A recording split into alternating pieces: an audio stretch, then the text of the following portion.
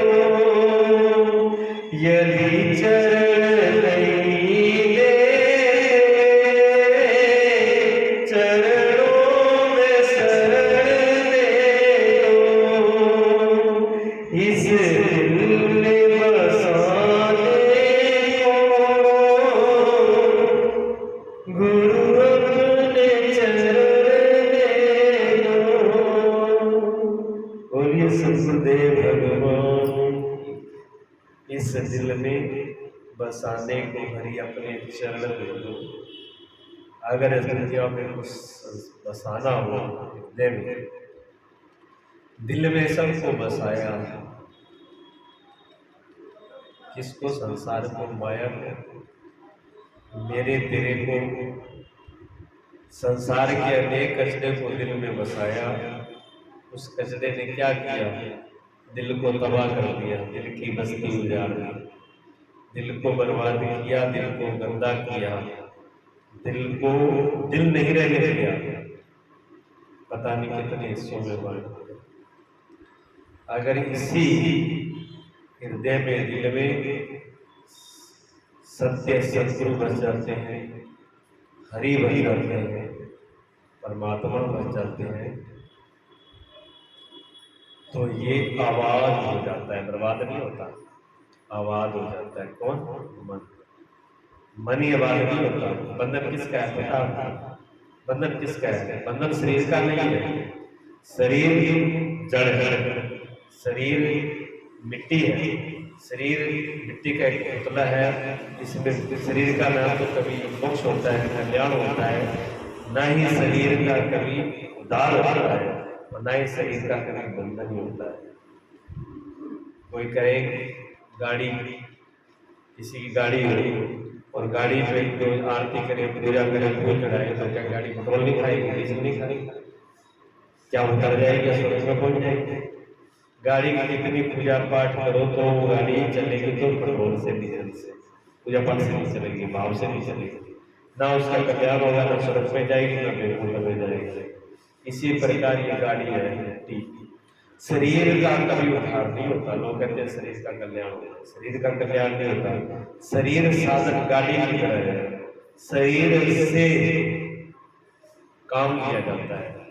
शरीर के आधार पर का टिका हुआ है मन।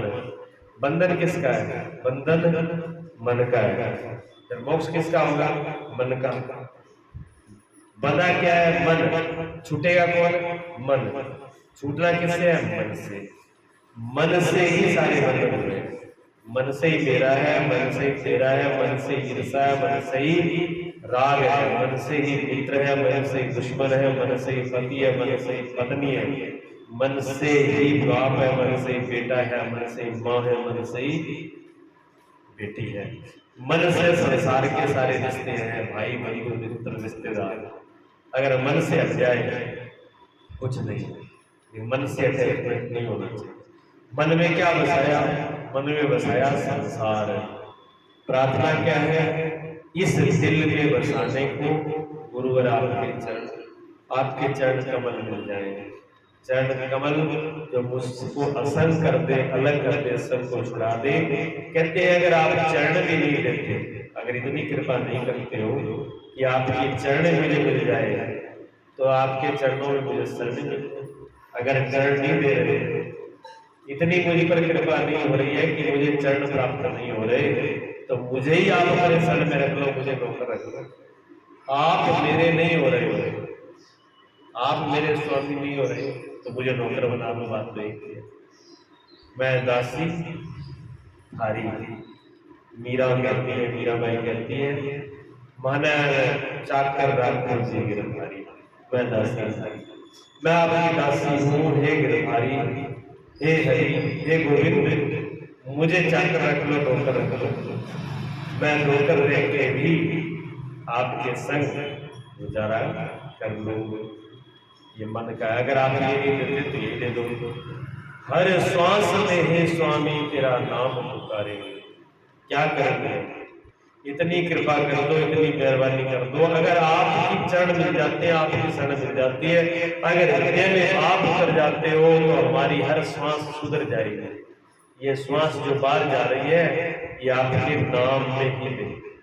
हर एक श्वास आपके नाम से मिलेगी, हर श्वास आपके नाम से चलेगी, हर एक श्वास में आपका स्मरण होगा, आपका ध्यान होगा, आपको पुकारेगी। जीते जी हम मोहन तुम्हें पल न निसारेंगे। जब तक इसमें प्राण है शरीर में, जब तक ये जीवित है, जब तक ये चल रहा है, तब तक हम आपको एक पल भी विसारेंगे नहीं।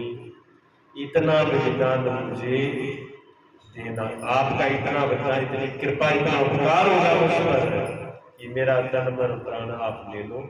इतनी कृपा कर दो, इसके बदले में क्या है? इतनी कृपा कर दो, इसके बदले में चाहे मेरा तन मन और प्राण तीनों ही ले लीजिए। तन मन धन सब गुरु की। जिस दिन ये हरि के हो जाते हैं, परमात्मा के हो जाते हैं, उस दिन के बाद सारी समस्याएं खत्म हो जाती है। फिर कोई तपस्या की जरूरत नहीं, फिर स्मरण की जरूरत नहीं, फिर जाप की भी जरूरत नहीं है। अगर वास्तव में हम ये तीनों चीज उनको समर्पित कर दें तो फिर वो हमारा हो गया। हम बेईमान है, एक नंबर मुंह से बोलेंगे पर देंगे नहीं। मुंह से बोलना तो होगा पर दिया नहीं जाएगा। देते नहीं है, आरती में रोज बोलते हैं, तन मन धन सब कुछ है तेरा, तेरा तुझको सौंपते क्या लागे मेरा, स्वामी क्या लागे मेरा। ओ जय जगदीश हरे, स्वामी